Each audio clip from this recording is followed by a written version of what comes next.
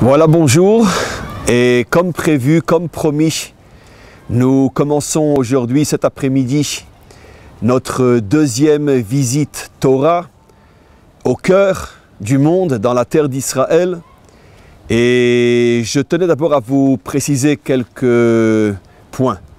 Tout d'abord, exceptionnellement, cette fois-ci, nous vous donnons la possibilité de nous suivre en direct sur le site, en live, comme on peut le faire tous les matins, et sans être inscrit pour autant. C'est quelque chose que l'on vient de décider il y a quelques minutes seulement, ce qui veut dire que même ceux qui ne sont pas inscrits peuvent tout simplement rentrer sur mon site, verront clignoter en haut sur la page d'ouverture live, et donc ils pourront directement rentrer et capter cette émission.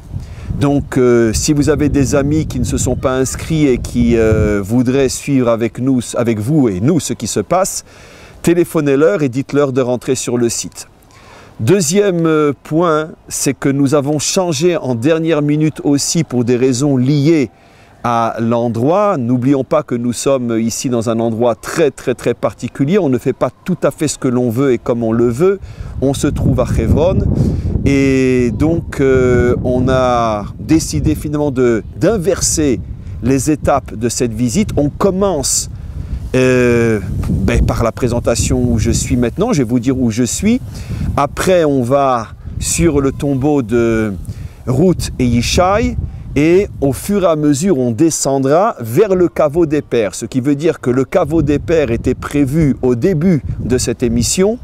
Et c'est le contraire qui va se produire aujourd'hui. Le caveau des pères sera en fin d'émission. Alors, entrant tout de suite dans le sujet, où je me trouve ici, je me trouve dans les hauteurs de Hebron. Vous voyez sur le plan de vue qui est filmé qu'on se trouve en hauteur. Et on se trouve aussi dans le troisième, le plus haut des trois petits minuscules quartiers juifs qui se trouvent à Hebron. Hebron est une ville immense qui compte sans doute quelques centaines de milliers d'habitants non juifs, et il y a quelques centaines, quelques dizaines, quelques centaines, enfin très peu malgré tout de juifs israéliens qui vivent ici, dispersés dans trois quartiers, et nous sommes dans le quartier qui est dans les hauteurs. Comme vous le verrez tout à l'heure, ici a été aménagé une sorte de petit jardin pour avoir un minimum de verdure, un arbre et un petit peu de gazon. En tous les cas, pourquoi on a choisi cette deuxième visite à Hebron?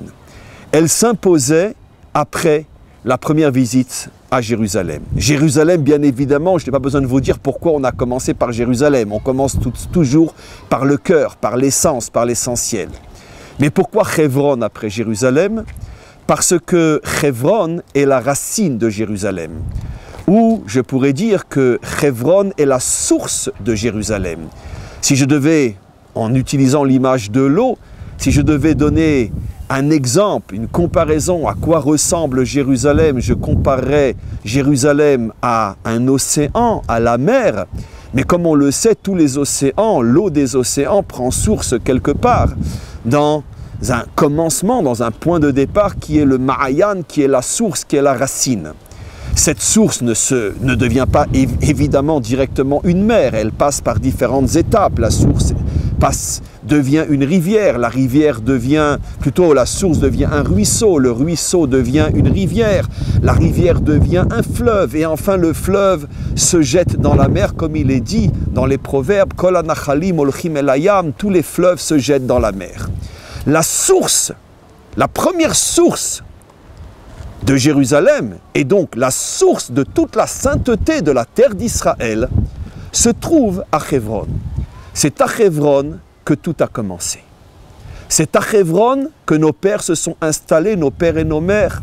C'est à Hebron que l'histoire du peuple juif, et donc d'une certaine manière l'histoire de l'humanité tout entière et de sa vocation au niveau du projet divin, c'est ici que tout a commencé. Pourquoi Hebron? On pourrait donner une réponse simple, mais vraie. C'est un mystère. Le maître du monde, en créant son monde, a choisi des endroits stratégiques, des endroits mers, des endroits fleuves, des endroits sources. L'endroit source de toutes les sources, avant même qu'apparaissent les ruisseaux, c'est Hebron. Pourquoi? C'est comme demander pourquoi le cerveau se trouve-t-il en haut et pas à la hauteur des poumons. Si on avait été créé avec un cerveau qui est à la hauteur des poumons, au milieu du cœur, on ne poserait pas la question pourquoi c'est comme ça. Donc le maître du monde, en créant son monde, et comme on le sait et le découvre chaque jour davantage, a créé son monde avec une précision, avec une sagesse, une profondeur inimaginable. Chaque chose a sa place, chaque chose a son sens, et chaque chose est là où le maître du monde l'a mis parce que c'est là qu'elle doit être. Et de la même manière que dans le corps humain, tout est organisé avec une sagesse absolument divine, de la même manière dans ce monde, dans l'espace, et plus particulièrement en ce qui concerne la terre d'Israël a des points vitaux, des endroits stratégiques sur le plan moral et spirituel, et l'endroit le plus stratégique en ce sens que c'est à cet endroit-là que tout commence et tout démarre, c'est Hebron. Évidemment, ce secret a été découvert par nos pères, mais n'oublions pas que ce secret avait d'abord été découvert par le fondateur de l'humanité, qui est Adam, puisque comme nous le redirons plus tard lorsque nous arriverons au caveau, Adam et Chava, Adam et Ève, sont eux aussi, d'après notre tradition, enterrés à cet endroit-là. Simplement que l'histoire n'a pas retenu, n'a pas construit en ce qui les concerne un mausolée qui situe plus ou moins l'espace géographique où ils se trouvent. Mais nous savons que Adam et Chava sont enterrés à côté des pères, ou pour dire les choses selon l'ordre historique, les pères ont voulu être enterrés à cet endroit-là, à côté de Adam et Chava. Donc Adam et Chava ont découvert finalement ce qu'était, où était la source de l'inspiration de toute l'humanité, bien qu'à cet endroit-là, comme il s'agit d'une source, automatiquement, ce n'est pas encore perceptible. Il n'y a que ceux qui ont un œil suffisamment ouvert qui peuvent découvrir la source. Tout le monde voit la mer, mais qui trouve la source? Parce que la mer étant immense, elle est à la portée de tous. La source, il faut la rechercher, il faut monter, il faut accéder à des endroits peut-être périlleux et dangereux pour la découvrir. Et vous avez compris l'allusion, c'est exactement pour cette raison que il fallait donc des êtres d'élite, des êtres très particuliers pour découvrir où se trouvait la source énergétique, où se trouvait la source spirituelle de la création tout entière. Et bien évidemment, ceux qui ont trouvé ont d'abord été le premier couple, on pourrait dire fondateur, créateur, le premier couple à partir duquel est née véritablement l'humanité faisant partie du projet, Adam et Chava, et par la suite, donc, les pères et nos mères. Alors, on va maintenant se déplacer un petit peu et vous allez nous suivre au fur et à mesure.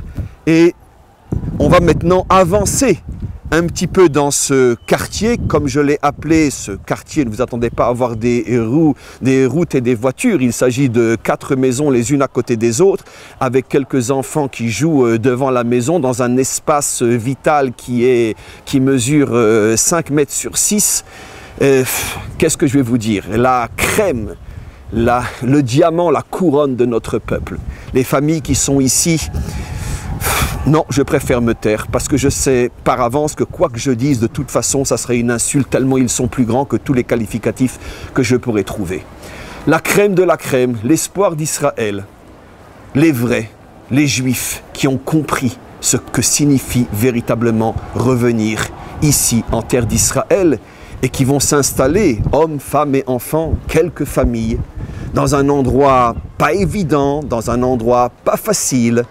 Et ils vont vivre comme s'ils se trouvaient dans un endroit aussi facile à vivre que Tel Aviv, que Beersheba, que Jérusalem, alors qu'ils se trouvent entourés de centaines de milliers de voisins qui, si on leur donnait la possibilité de le faire, etc. Quoi qu'il en soit, vous allez voir, ils sont là, des enfants dans le devant des caravanes. Il s'agit ici de caravanes, il y a une maison construite. Vous voyez, si Shmuel est en train de filmer, Shmuel, tu filmes les familles? Vous voyez donc quelques jeunes mamans au milieu de leurs enfants, devant les caravanes. Et voilà, un quartier, je ne sais pas s'il y a 50 personnes ici et 350 000 autour. Alors, Ici, vous voyez des fouilles. Au-dessus de ces fouilles a été construit le seul immeuble autorisé contenant quelques familles. Il faut savoir que, Shmuel, si tu peux refilmer les caravanes, vous voyez devant vous 4 caravanes. Il faut savoir que pratiquement pendant 30 ou 40 ans, dans ce quartier, il n'y avait que des caravanes. Et très récemment, je crois, ces 7, 8, 10 dernières années, après, je ne dirais pas de nombreux problèmes et difficultés, parce que le mot n'est pas adéquat, finalement, les gens de ce quartier ont été autorisés à construire ce petit immeuble qui abrite encore certainement 7 ou 8 ou 10 familles. En tous les cas, cet immeuble a été construit au-dessus d'un endroit où vous voyez apparaître des fouilles. Les preuves, bien que c'est honteux de parler de preuves, est-ce que le peuple juif a besoin de preuves pour prouver qu'il a habité un jour, il y a fort longtemps, à Hebron? Des fouilles qui montrent clairement la présence d'Israël sur cette terre. Bien sûr, on ne va pas maintenant s'approcher des pierres et voir en détail ce qui s'y trouve, mais on reconnaît, puisqu'il y a des fouilles archéologiques un peu partout dans ce pays, on reconnaît le style des Hébreux. Il y a même sans doute des écritures Povesham en hébreu qui ne laissent pas le moindre doute. Malheureusement, s'il fallait des preuves, comme quoi, bien avant ces 5 caravanes, il y avait déjà ici une ville qui était juive. Je disais tout à l'heure que quand je parle des habitants de cet endroit, je parle avec beaucoup d'émotion et avec beaucoup de respect, parce que les connaissant, ayant parmi eux de grands amis, je sais à quel point il faut une capacité de don de soi, de dépassement de soi, pour oser vivre dans ces endroits. Pas évident, je ne vais pas employer le mot dangereux, mais tout le monde m'a compris, pas évident, et tout ça pour honorer finalement l'identité de ce peuple, honorer son histoire et honorer aussi cette volonté de retour, cette manifestation surnaturelle du divin dans notre dernière génération, qui ramène après des millénaires, qui ramène ses enfants en Israël pour reconstruire. Et donc s'il y avait bien une ville où il fallait reconstruire, c'était bien sûr Hebron. Mais comme on le sait, la difficulté est à la mesure de l'enjeu. L'enjeu de la reconstruction de Hebron est tellement important, puisque la reconstruction de Hebron signifie la reconnexion d'Israël à sa source. Automatiquement, vous imaginez les tsunamis, les Himalayas de difficultés qui se dressent devant ces quelques centaines, dizaines de familles qui s'installent ici. Mais ils sont des pionniers, ils sont le phare, ils sont la couronne, ils sont le fer de lance de notre peuple. Si eux réussissent, et ils ont bien sûr, sur un certain point et d'une certaine manière réussi, car leur présence ici permet notre connexion à nous tous, ainsi qu'à vous, nombreux en Chutz La'aretz. Eux sont ici, et tout Israël est connecté à cet endroit source, à cet endroit vital. Et tant que nous serons là, nous avons la certitude que le retour qui a commencé il y a de nombreuses décennies, que ce retour continue et continuera jusqu'à ce que finalement toutes les villes saintes d'Israël, dont la plus sainte de toutes, dans le contexte que j'explique, est bien sûr Hebron, que cette ville pourra se permettre un jour d'accepter pas seulement 10, 20, 30 ou 50 familles de héros, de pionniers qui risquent leur vie pour honorer la mémoire des pères d'Israël et des mères d'Israël et pour honorer l'action du retour entamé par le Dieu d'Israël, et qu'un jour on puisse ici trouver des centaines, des milliers, des dizaines de milliers de familles qui reviendront. On va continuer maintenant, on se dirige vers le kever de Yishai et Ruth, et donc ça va nous prendre quelques minutes quand même. Le kever de Yishai et Ruth se trouve derrière une position militaire qui surveille et protège l'endroit. Et maintenant, si vous avez des questions, c'est le moment absolument important de les poser, parce qu'on va avoir maintenant 4-5 minutes d'arrêt jusqu'à ce qu'on se retrouve sur le kever, sur la tombe de Ruth et Yishai. Et donc, envoyez vos questions comme on l'a fait pour la première visite Torah à Jérusalem. Tu m'entends ce que je dis? Il y a de la bagarre.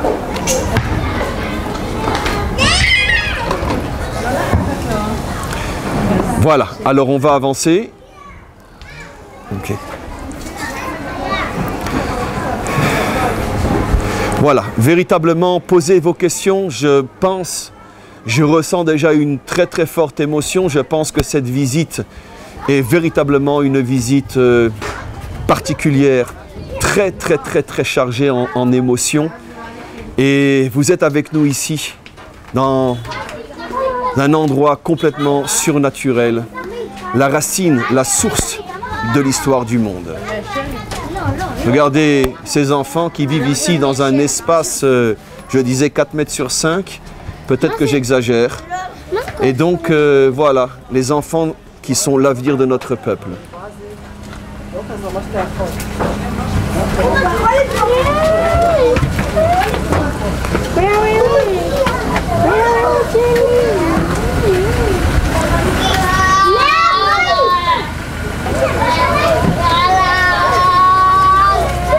Shmuel, a-t-il des questions? Voilà. Alors, je vais commencer par la première question de Gourarié. Le verset dit Kiryat Arba, c'est Chevron. Que signifie cela? Et Kiryat Arba aujourd'hui est-il le lieu auquel fait référence ce verset? Non. Kiryat Arba est Chevron, effectivement, l'endroit dans lequel nous nous trouvons. Mais pourquoi Chevron s'appelle Kiryat Arba? La ville des quatre. Qui sont les quatre? Les quatre couples enterrés à Chevron. Adam, son épouse, Abraham, son épouse, Shmuel, c'est par là. Abraham, son épouse, Yitzhak, son épouse, et Yaakov, son épouse, Léa. Donc, il y a quatre couples.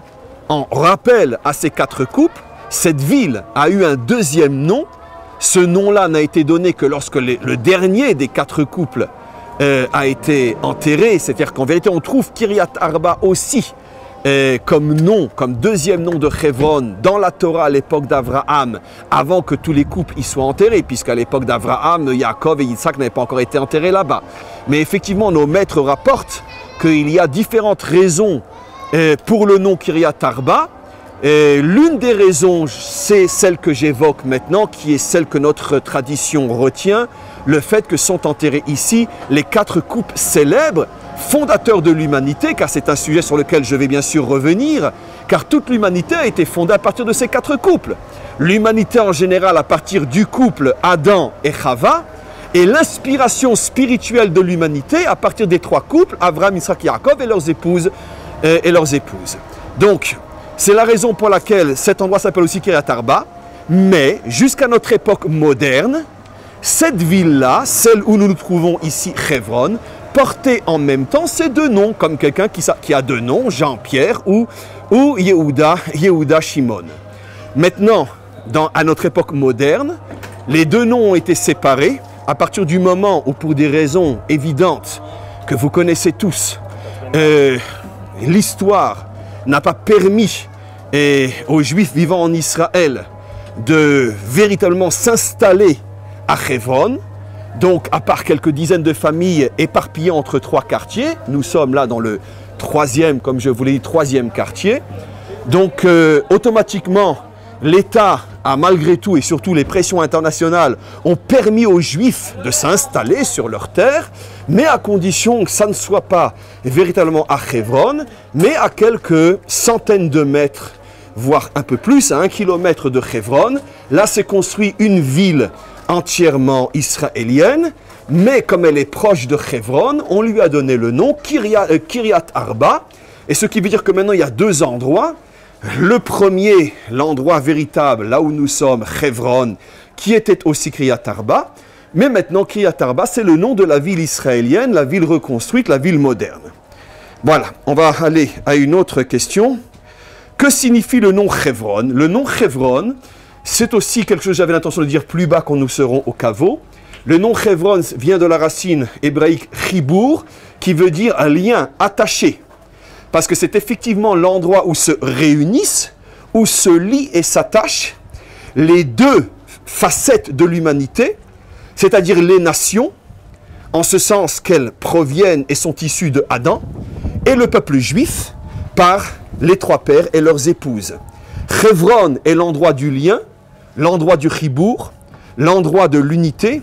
Chevron est une préfiguration de l'humanité reconstruite, de l'humanité unie, où les enfants de Adam et les enfants d'Israël se retrouvent dans l'accomplissement du projet divin qui est la reconnaissance du Créateur comme roi sur toute la terre.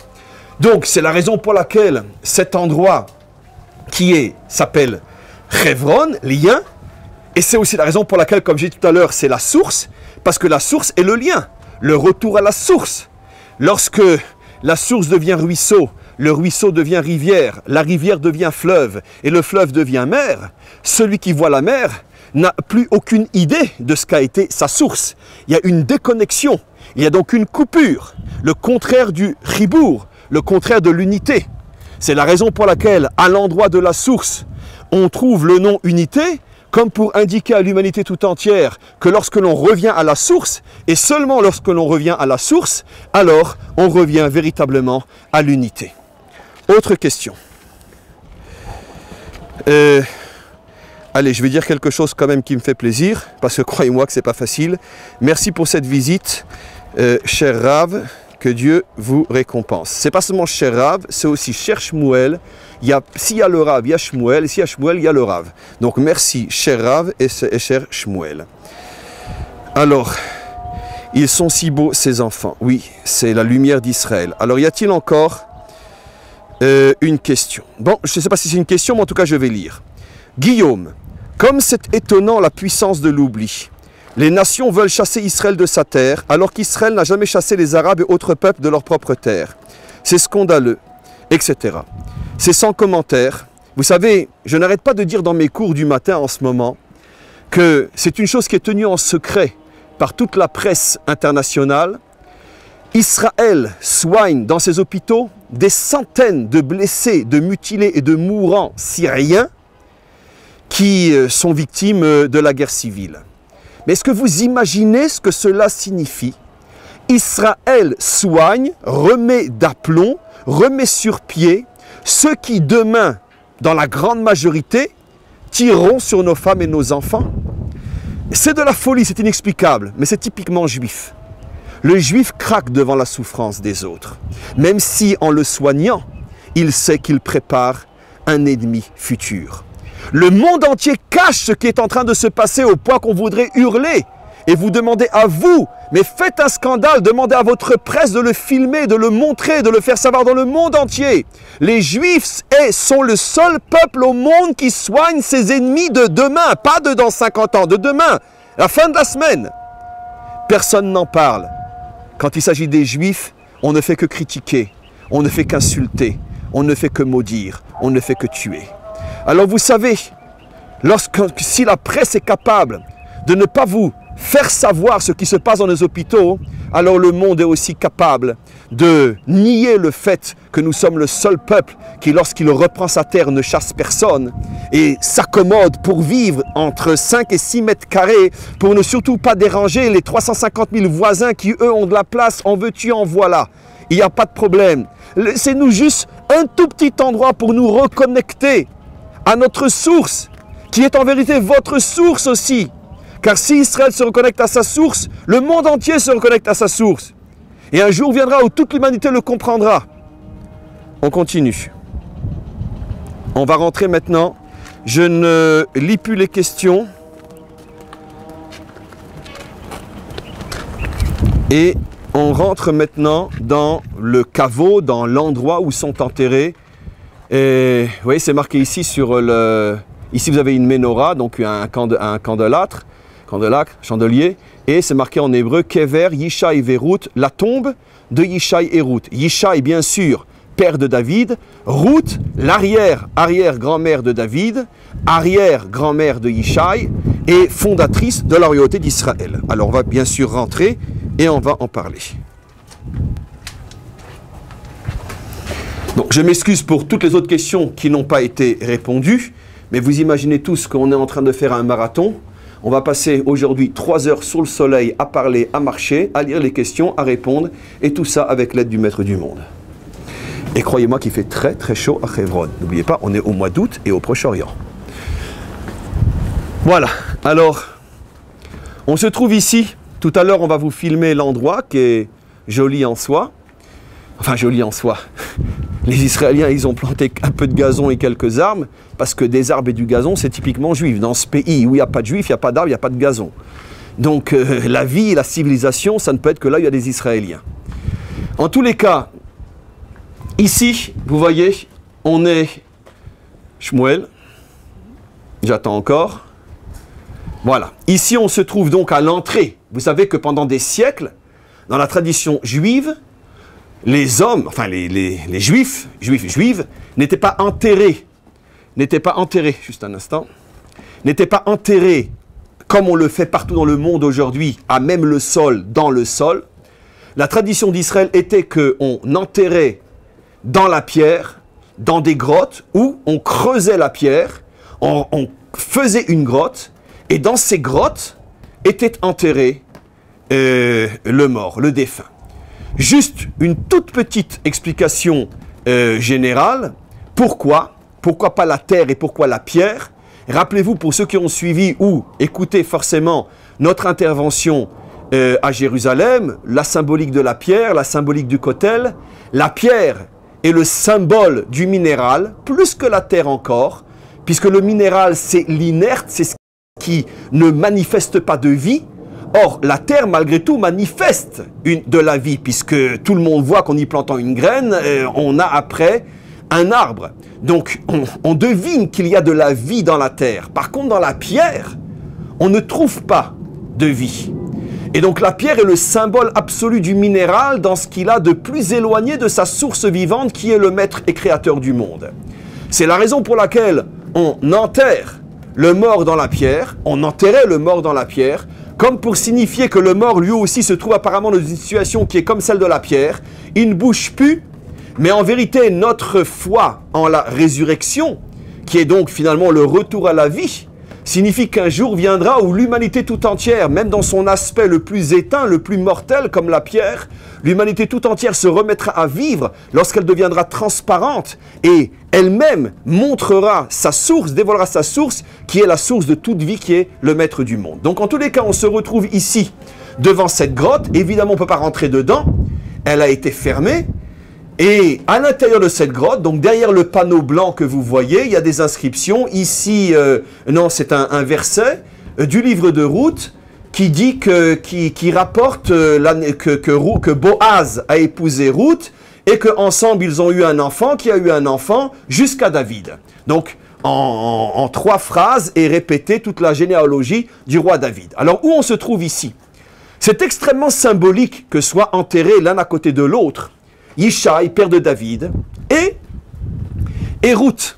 Parce qu'on trouve la même symbolique, et comme par hasard à Hebron,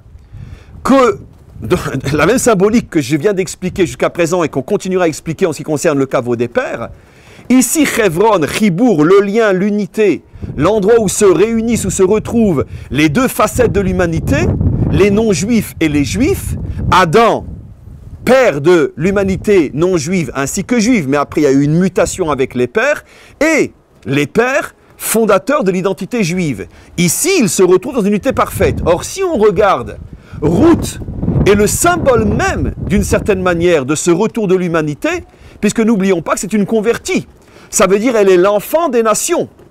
Et pas de n'importe quelle nation, comme je l'ai expliqué dans différents cours, elle est l'enfant d'une partie des nations qui est très éloignée de l'identité d'Israël, en ce sens que c'est la seule nation, les Moabites, de laquelle on n'acceptait pas la conversion des hommes, des mâles. Or, ce qui n'est pas le cas pour aucun autre peuple. Donc, une nation qui s'est très éloignée de nous, au point qu'elle est tellement différente qu'on ne peut même pas la récupérer, du moins pas le côté masculin. Et paradoxalement, c'est de cette nation que va surgir, on pourrait dire, l'un des fondateurs ou l'une des fondatrices de l'identité juive la plus essentielle, la plus authentique, qui va s'exprimer à travers la Malchoute d'Israël, le roi David. Comme pour nous faire comprendre que même si ces deux facettes de l'humanité, juifs et non-juifs, s'éloignent, en fin de parcours, il y aura un retour à cette unité, à cette association, et c'est ensemble qu'on fait jaillir la lumière messianique, la lumière du Mashiach, qui est le roi David, et le Mashiach qui sort de lui. Et donc, c'est ce que représente Ruth, À ses côtés, Yishai qui n'était pas son mari, mais qui est le père de David.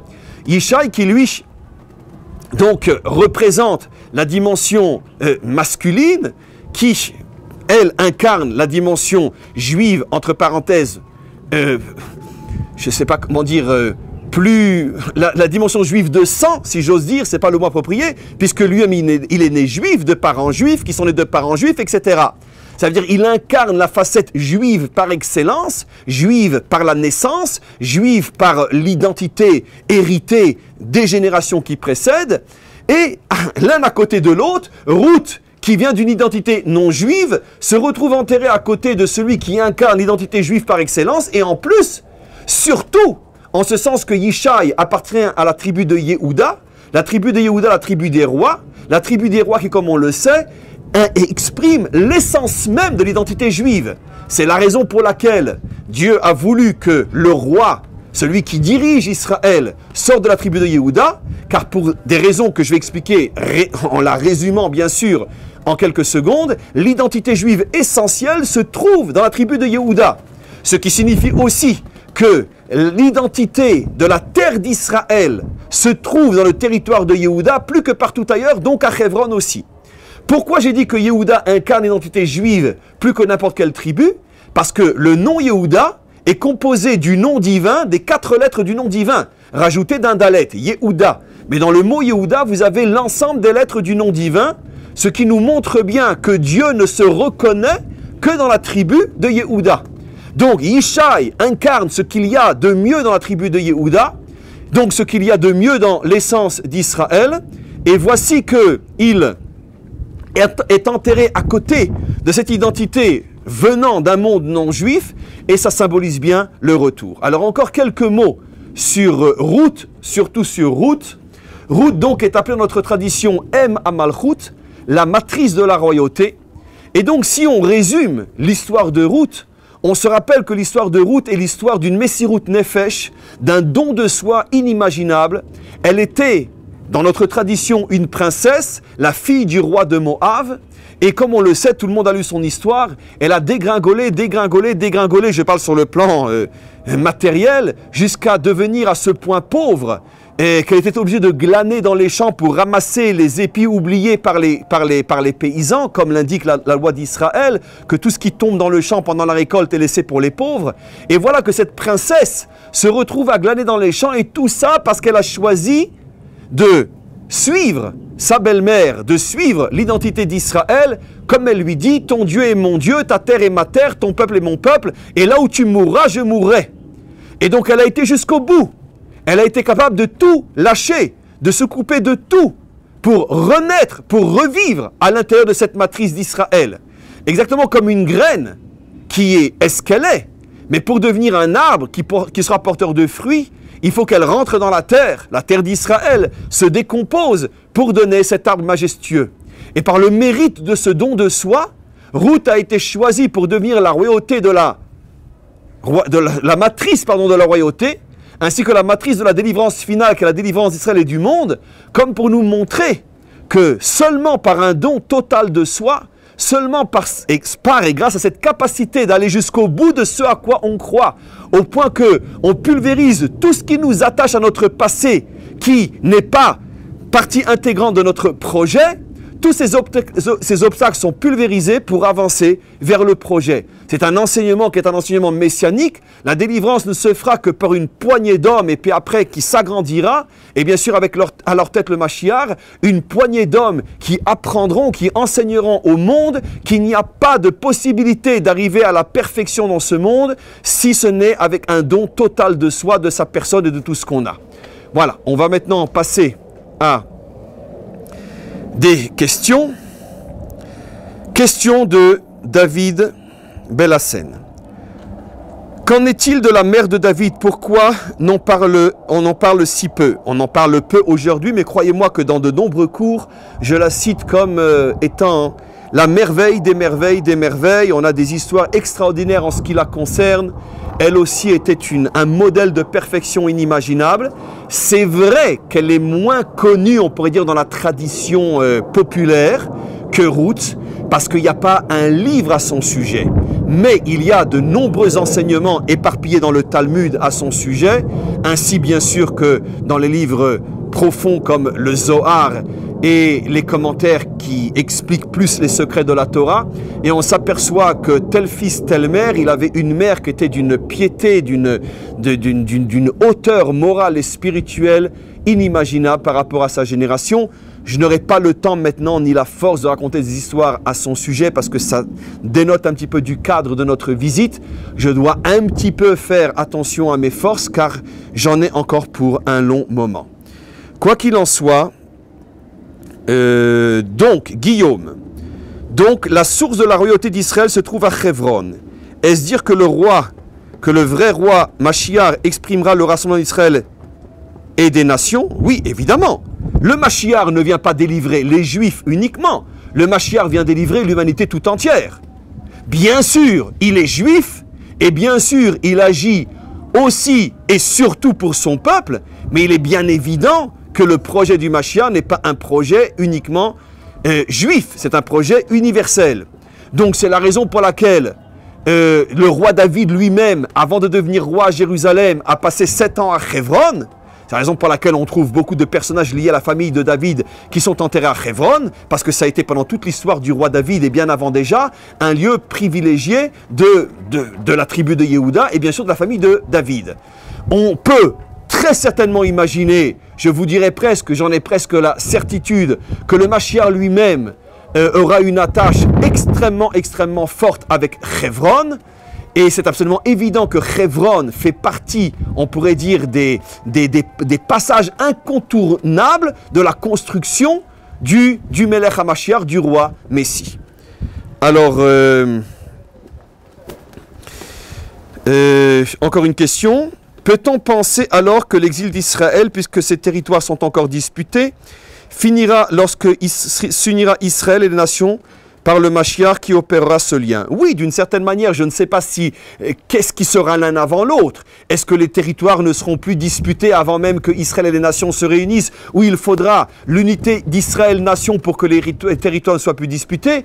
Mais c'est sûr que l'un est lié à l'autre, c'est absolument évident. C'est la raison pour laquelle l'enjeu de notre présence, même s'il ne s'agit que de quelques dizaines de familles, l'enjeu de notre présence Hebron dépasse tout ce qu'on peut imaginer au niveau du symbole et de sa signification, parce que tant que nous sommes connectés à cet endroit-là, toute l'humanité vit l'espoir d'une reconstruction possible. Donc, je vais faire un petit peu de gymnastique maintenant, je vais monter au-dessus du caveau, et on aura d'ailleurs une très belle vue que vous avez peut-être commencé à voir, parce que Shmuel est déjà là-haut. Et donc, c'est vrai qu'il y en a que pour moi dans cette visite. On ne voit que moi. Il faudrait un jour que je prenne la caméra pour que vous puissiez voir Shmuel une fois pour toutes. Parce que s'il n'y a pas Shmuel, il n'y a pas le Rav. En tous les cas, c'est un petit peu haut. Vous me sentez essoufflé. La vérité, c'est que je suis très fatigué déjà.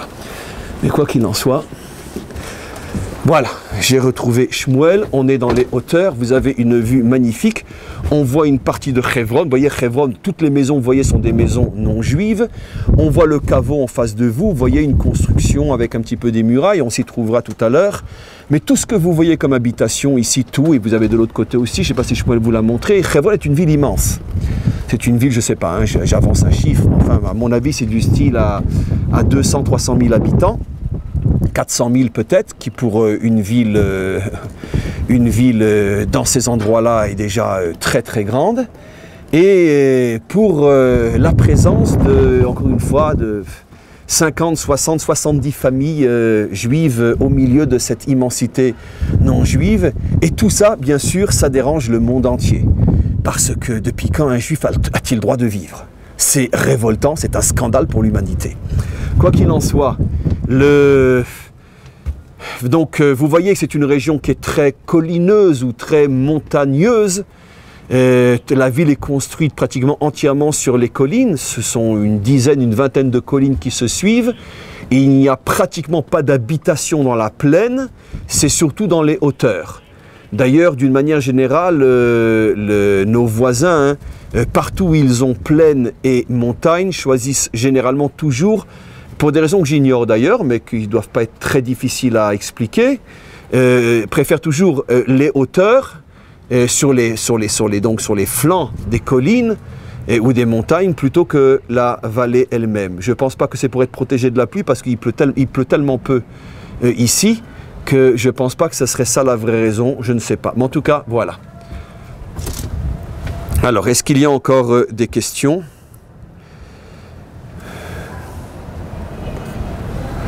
Alors, je vais lire encore une question et puis, donc Shmuel me dit de vous dire qu'il y a une pause puisqu'on va maintenant changer d'endroit. La pause sera de combien de temps, Shmuel ? Jusqu'à 5 heures. La pause sera jusqu'à 5 heures. Donc, on va avoir 20 minutes de pause. Surtout, n'oubliez pas de vous rebrancher à 5 heures. Attention, à 5 heures, heure israélienne. Donc, si vous êtes en France, 1 heure de moins. Bref, on se retrouve dans 20 minutes quand il sera 4 heures en Europe et 5 heures en Israël. Shmuel me fait signe qu'il n'y a plus de questions maintenant car notre planning ne le permet pas. Et donc, on se retrouve tout à l'heure.